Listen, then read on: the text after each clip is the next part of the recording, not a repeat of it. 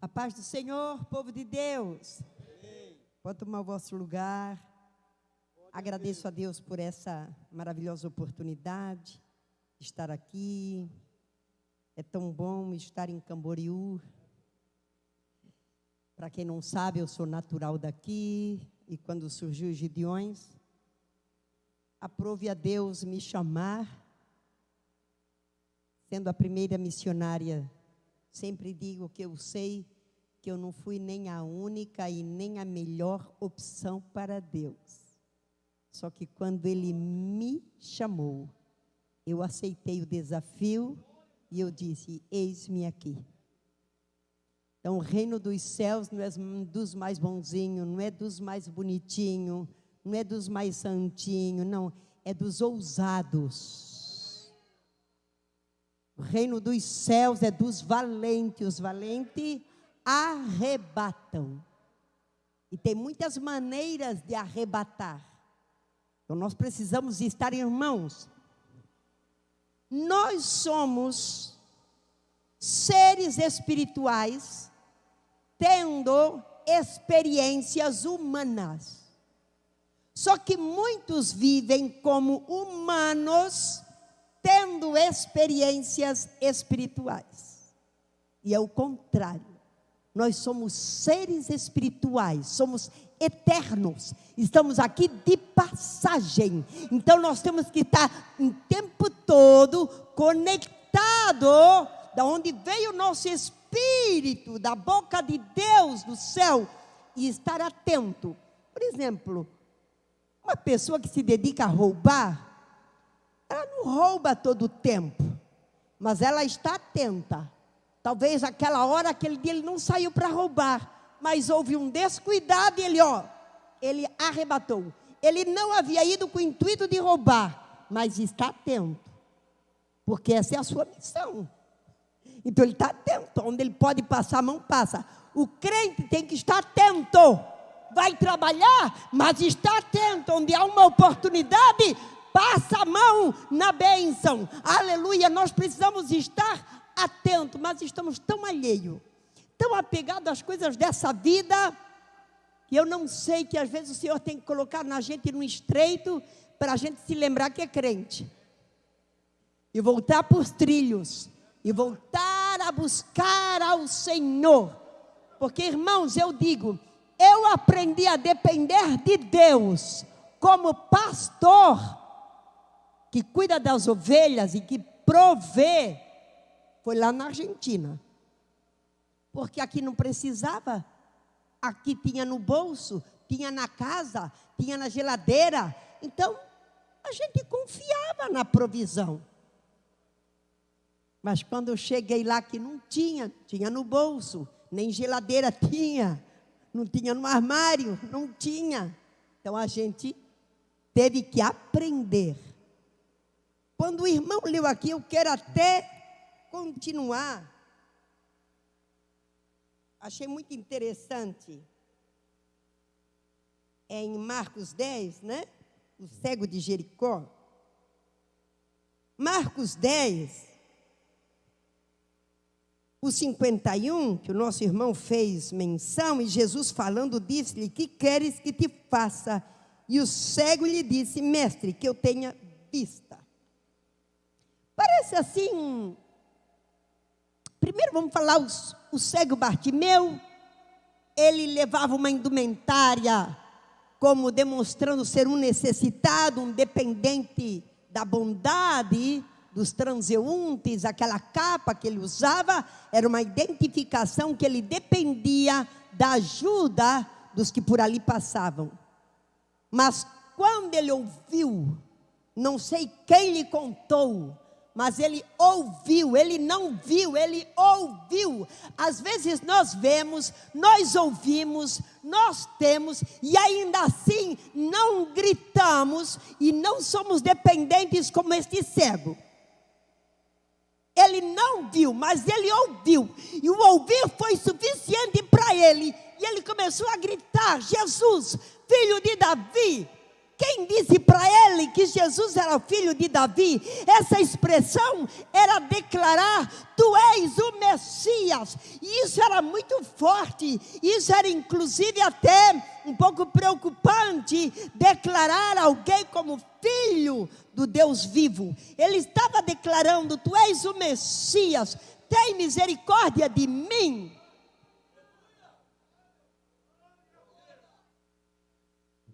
Ele não foi para lá chorar que eu estou assim por causa do outro, por causa daquele. Ele não foi dar explicação. Ele queria o seu milagre. Ele sabia onde ele queria chegar. O problema é que, queridos, às vezes nós queremos isso e amanhã já queremos aquilo, e depois da manhã aquele outro. Não estamos focados.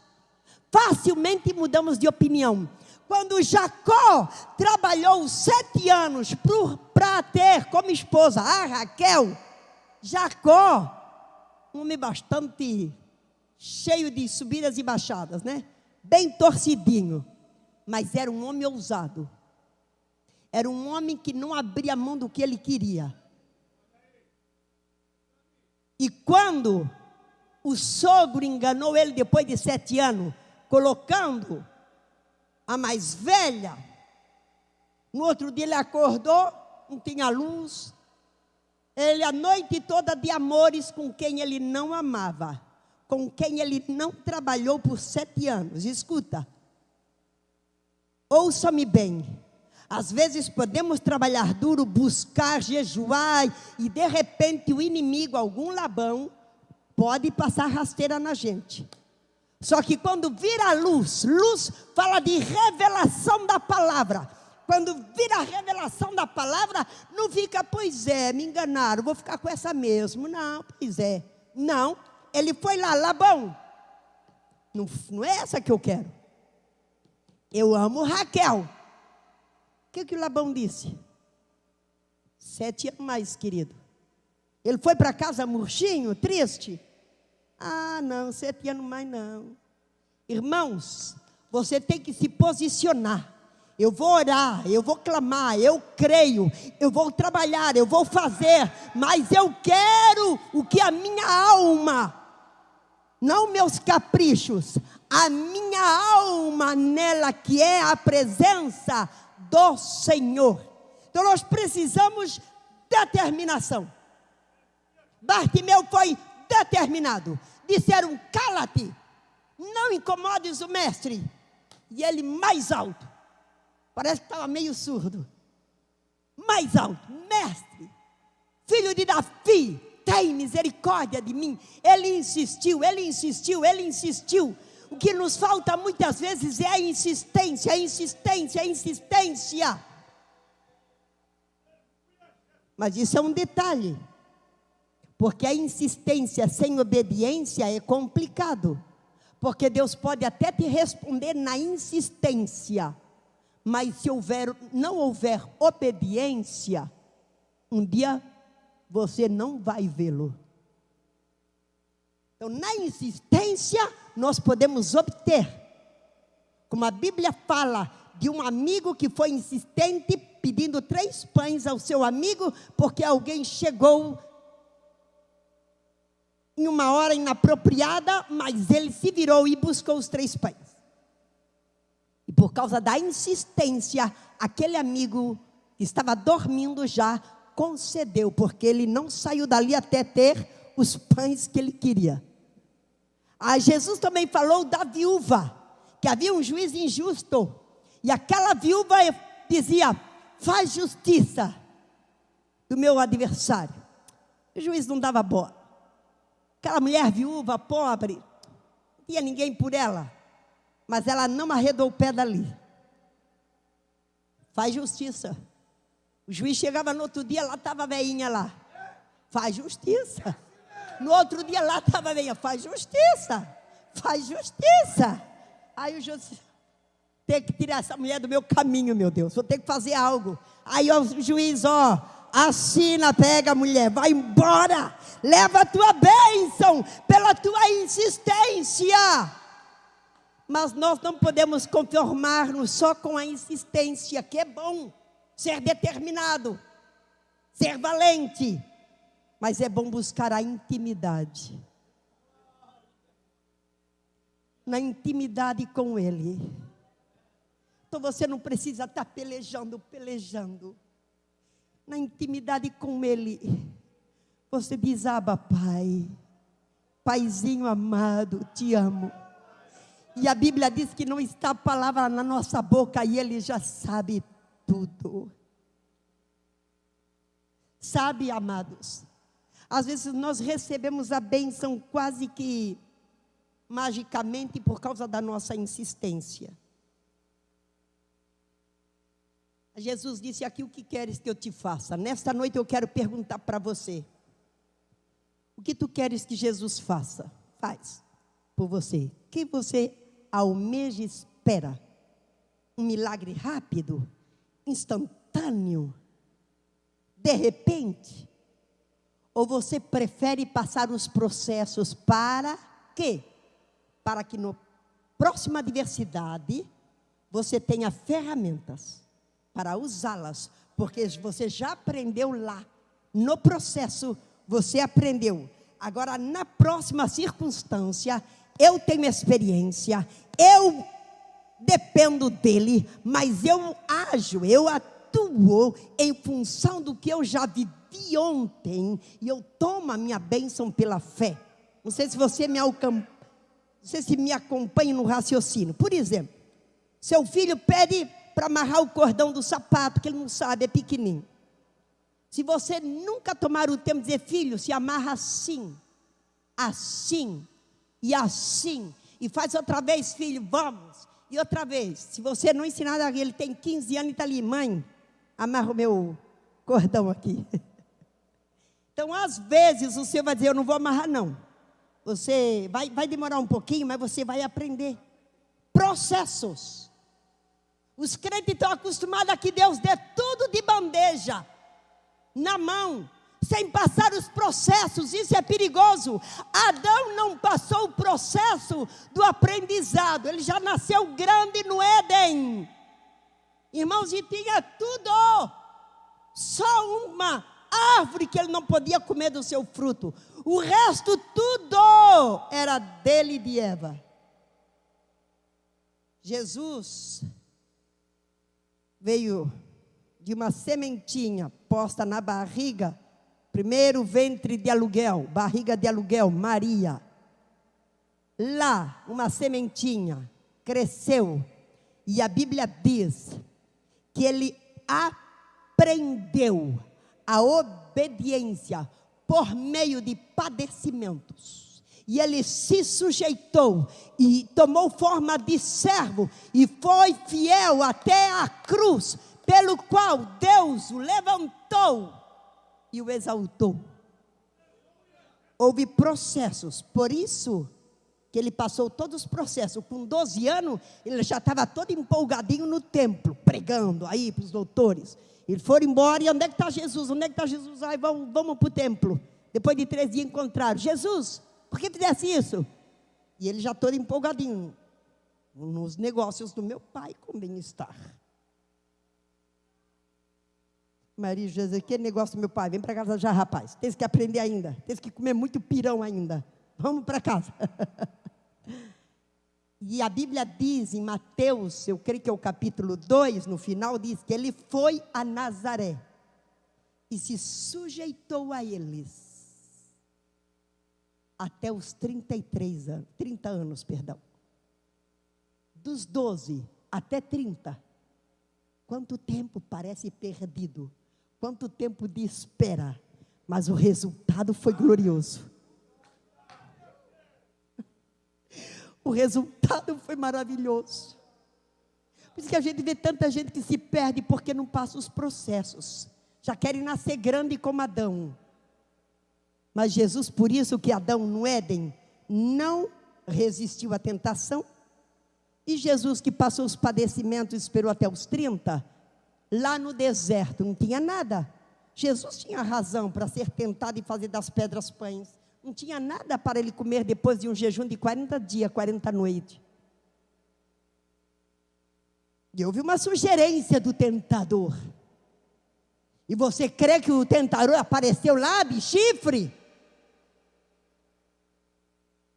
Jesus sabia quem ele era.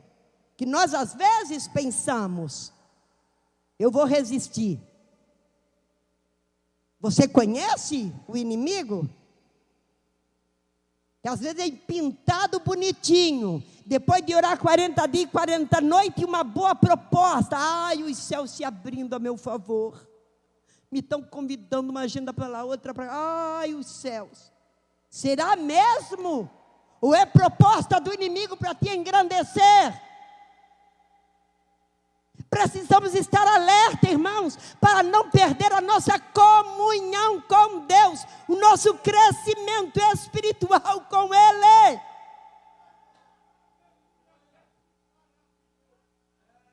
Então Jesus pôde resistir, não tendo nada. Não era um Éden, era um deserto, seco, pelado, inóspito. E Jesus disse, nem só de pão viverá o homem, mas de toda palavra que sai da boca do meu Pai. Aleluia! Processos. De imediato, tem gente comendo pão, mas feito das pedras. Tem muita gente.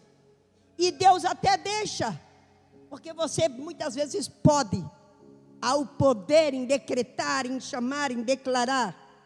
Mas esse pão veio do céu ou foi feito das pedras? Não convém esperar um pouquinho mais? Jesus resistiu. Segunda vez resistiu. Não tentarás o Senhor teu Deus. Tem gente que anda aí no carro 200, quase 200 por hora, e o anjo do Senhor acampa ao redor. Não, o anjo já ficou para trás.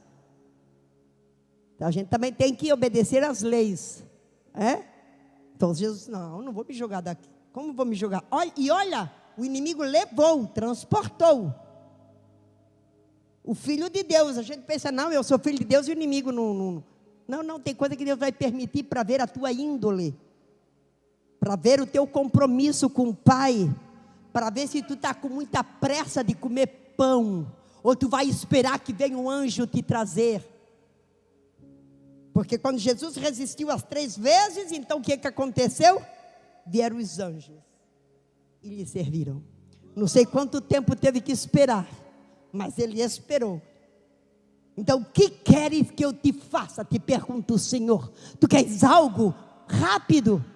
Tu queres algo momentâneo? Ou tu queres aprender a depender do Senhor?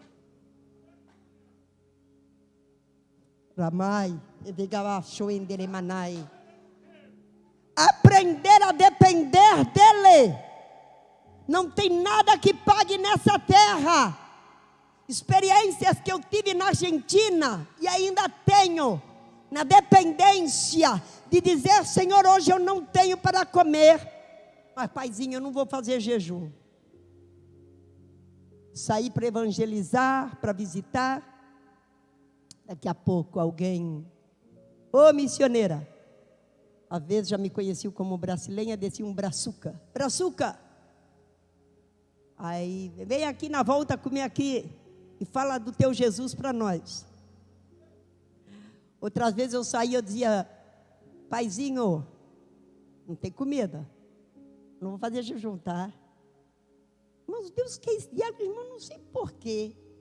E aí, vou terminar. Isso aqui depois eu explico algo. E aí eu dizia, posso dar o cardápio de hoje? Não é eu quero como criança manhosa, malcriada, não. É essa confiança e essa intimidade. Se eu tenho intimidade com uma pessoa e vou tomar um café, eu digo, tu não tens um leitinho para botar aqui nesse café, não? Pode esquentar um pouquinho mais esse café que está meio frio. Porque eu tenho intimidade, eu tenho liberdade. Agora já tem casa que a gente fica todo engomadinho, né? Que não tem confiança, não tem intimidade. Mas se a gente tem intimidade com o papai, mas a gente conversa com ele assim. Tem gente que não consegue orar, sabe por quê? Porque na oração acha que vai impressionar papai falando, excelentíssimo, Deus eterno. Oh, aleluia. Imagina se você vai falar assim com o seu pai, você dizendo: meu filho, estás bem? Estás bem da cabeça, tu? Por que nós não somos natural para falar com Deus? Ele é o nosso Pai. Reverência. Reverência. Eu estou em desacordo de quando você está orando e o telefone toca e você corta a oração assim e atende. Reverência. Porque se você está falando com alguém e o seu telefone toca, no mínimo você pede licença. Nós somos irreverentes com o nosso Deus. E não temos intimidade com Ele. E ainda somos irreverentes. E queremos as coisas instantâneas, já. Hoje está na moda tudo já, né? Já pede a comida, não dá para cozinhar agora, está tarde. Já pedimos já um lanchinho, já chega ali na porta, já come. O WhatsApp está muito lento aí, vamos botar 1,5, 2, aí passa rápido, tudo já. Tá, micro-ondas, é tudo instantâneo, solúvel. Mas com Deus é processos. Quem é filho tem que aprender processo. Agora, se você não quer intimidade com Ele, Ele vai te perguntar de novo: o que queres que eu te faça? Cego de Jericó, ele podia dizer: me dá um cão guia, que eu não sei andar por aí. Ele podia dizer: me dá um dinheirinho todo mês, um Bolsa Família, dinheirinho para eu não pedir mais, precisar mendigar. Podia pedir muitas coisas. O Senhor sempre vai deixar no nosso critério o que você quer. O que você quer. Deus se apresentou a Salomão depois dele ter oferecido 1000 holocaustos. Porque para Deus se manifestar, tem um antes. Deus não aparece assim não, tem um antes. Como o nosso irmão Wesley falou do Davi. Ai, que legal, matou Golias. Não, teve um antes. Papai fazia dele de servo. E ele foi como um servinho lá levar comida para os irmãos na guerra. Ele foi obediente. A unção de rei estava sobre ele, mas ele continuava sendo pastorzinho de ovelha e levando lanchinho para os irmãos na guerra. Obediência. Então as coisas não é assim como a gente lê e já está. Milagre. Não, existe o de repente de Deus. Mas o de repente de Deus está em função do que foi anterior.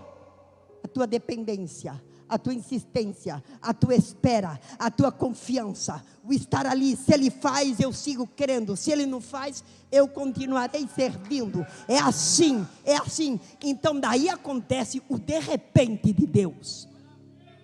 Aleluia. Então nós precisamos, irmãos, ter mais reverência com o nosso Deus. Vai orar? Alguém tocou na porta. No mínimo diga: Senhor, dá licença. Então não atenda. Telefone: Senhor, dá licença. Reverência. Eu não sei se foi antes ou depois da pandemia que eu tomei por capricho. Eu estava meio viciadinha em redes sociais. Aí era a primeira coisa do dia, era pegar o celular, levantar e já está os olhos ainda pegados com a ramela, e aí ali com o celular na mão. Nem lavou o rosto. Celular na mão. E a última coisa, meia dormindo, celular. Tomei por capricho, porque eu sempre fui de ler a palavra desde minha tenra idade. Ler a palavra do Gênesis e Apocalipse. E aconselho, não leia textos salteados. Porque um texto fora do contexto dá um bom pretexto. Leia a Bíblia em ordem cronológica, para você entender os fatos. Para você ligar os pontos. Eu sempre fui de ler a Bíblia. Todos os anos eu leio ela de Gênesis e Apocalipse. Mas eu estava meia descuidada, lendo, mas meia relaxada. Eu disse: não. tem que ter uma disciplina. Assim, quando alguém quer emagrecer, deixar o açúcar, deixar o refrigerante, deixar o trigo, vou deixar. Tem que ser, às vezes, drástico.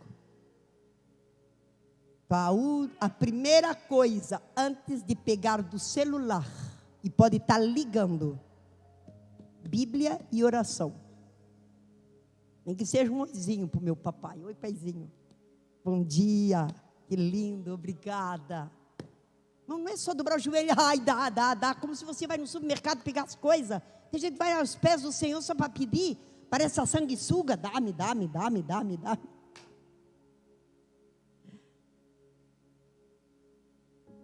Também dá um oizinho. Ou só fica ali cantando, fica ajoelhadinho, te adoro, te celebro. Eu dobro meus joelhos e digo, Senhor, eu estou dobrando todos os dias, estou dizendo isso, dizendo mesmo. Eu dobro meus joelhos, porque a tua palavra diz que todo joelho se dobrará diante de ti, e toda língua confessará que tu és Senhor. Então eu já estou te confessando agora. Todos os dias eu digo isso. Eu já te confesso que tu és Senhor. E ainda estou acrescentando, mas eu quero que tu seja Senhor também aqui dentro. Seja Senhor aqui dentro também. Governa a minha vontade, o meu querer. Governa. Seja tu o Senhor da minha vida. Porque, irmãos, o que adianta você ganhar um montão de bênção? Deus responde como eu digo. Ele é bom. E você ganha um montão de bênçãos, e quando chega aquele dia, não vos conheço. Essa palavra conhecer significa não tive intimidade contigo. Não tive intimidade contigo. Só viesse para pedir. Conversa com o papai. Diga que ele é bom, que a sua bondade e misericórdia dura para sempre. Então nesta noite que queres que eu te faça? Como eu disse para Salomão, Deus disse, pede-me o que queres. Eu digo, se essa noite o Senhor se apresentar a você em sonho, em visão, e disser, pede-me o que queres. Você tem claro o que quer? Eu quero um Alfa Romeo, assim, nem sei como é que é, mas um carrão aí. Aí tá, você pediu aí. E aí depois, você tem dinheiro para pagar os impostos? A gente pede coisa e que não tem, às vezes, costa para suportar. A gente fica pedindo coisa e depois não tem suporte para manter aquilo. Pede-me o que queres, que eu te dou. Então eu tenho que ser consciente do que eu vou pedir para o Senhor. Você está maduro o suficiente? Ou estamos como o irmão o filho pródigo? Ele sabia que tinha herança, mas ele não estava apto para administrar a herança. Ele era ainda imaturo. E quando ele pediu, ele não soube administrar. Faltava madurez nele. Maturidade, madurez? Eu troco para o espanhol. Maturidade. Que queres? Esta noite, papai te dá. Mas seja responsável também. Quando ele te dá, não vira as costas como o pródigo que se foi. Desfruta do que ele te dá pertinho dele. E não seja também como o irmão do pródigo, que disse, tu nem um cabrito tu me destes para que era o cabrito que ele queria? Para comer com os amigos. Não era com o papai. 2 filhos, 2 pródigos, um dentro, outro fora. Não, que o que tu pede é, Senhor, eu quero essa bênção para desfrutar contigo, para desfrutar com meus irmãos, para usar no teu reino. Porque nós às vezes pensamos, o Senhor me abençoa. Quando Deus abençoou José, para que foi? Para ele juntar alimento para salvar aqueles, desculpa a palavra, os canalhas dos seus irmãos, né? Mas em Atos capítulo 7 diz patriarca. Diz bonitinho, patriarca. Vai vender o José, mas diz patriarca aqui. Em Atos 7, Estevão falando. José entendeu que a bênção que Deus estava lhe dando não tinha a ver só com ele, era para o reino, era para abençoar outras pessoas, era para dar continuidade à promessa que Deus fez a Abraão, Isaque e Jacó. Não tem que ver só contigo. O que tu pedes não é só para deleite teu, é para que você possa compartilhar com outros. O pão nosso de cada dia, o pão é nosso, o Pai é nosso, a ofensa, a dívida é nossa, é corporativo. Vamos orar, queridos. Fique de pé. Como eu disse, a primeira coisa que eu faço antes do telefone é ler Bíblia e orar. E a última coisa também é ler Bíblia e orar. Se pelas dúvidas eu estou indo dormir, me lembrei que fiquei sem responder uma irmã, um assunto que eu tenho que responder, não posso deixar para amanhã. Aí eu volto, pego o celular. Aí eu volto na Bíblia. Outro capítulo. E não é castigo não, é um deleite. Mas é para capricho. Porque se eu abro uma exceção, a gente tem que cuidar para que a exceção não vire regra. Toda regra tem exceção. Mas se a gente não cuidar, a exceção vira regra. A gente tem que pisar fundo aí, capricho. Te pergunto nesta noite. O que queres que Jesus faça por ti? O que você espera de Jesus nesta noite? Instantâneo já? Sem intimidade com Ele? Ou você prefere esperar um pouquinho para aprender? Para conhecê-lo mais? Fecha os teus olhos. Seja sincero contigo. Seja sincero. Talvez a situação seja apremiante. Talvez seja sufocante. Talvez tu tenhas uma necessidade tão pontual que parece que não dá mais para esperar. Mas Jesus quis ensinar para Marta e Maria intimidade. Lázaro estava morto e Jesus voltou. E Marta reclamando.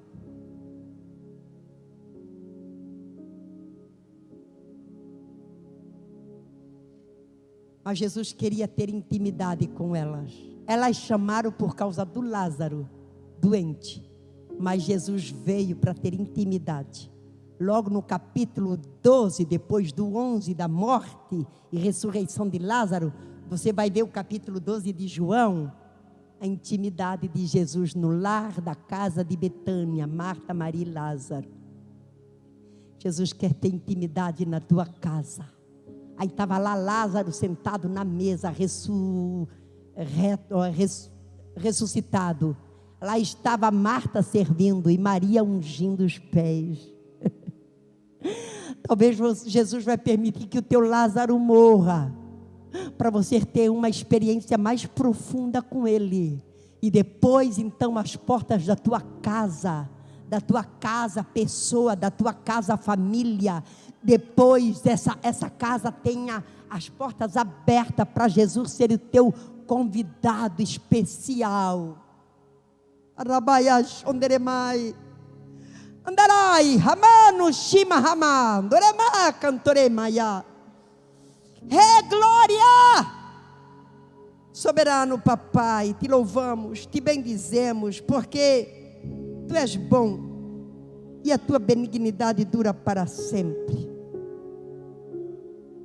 Aqui, Senhor, temos vindo na Tua casa para Te adorar, porque reconhecemos a Tua grandeza, a nossa dependência de Ti. Senhor, e ajuda-nos a conhecer-te cada dia mais. Aqui estamos, viemos buscar uma bênção, mas antes da bênção nós queremos comunhão, nós queremos intimidade, porque quando há intimidade já tudo demais está resolvido. Aleluia. Erebada, erebaia, chamanai. Abraçuite que mani hashimano. Ederamaka tolemai do ideke mahasha.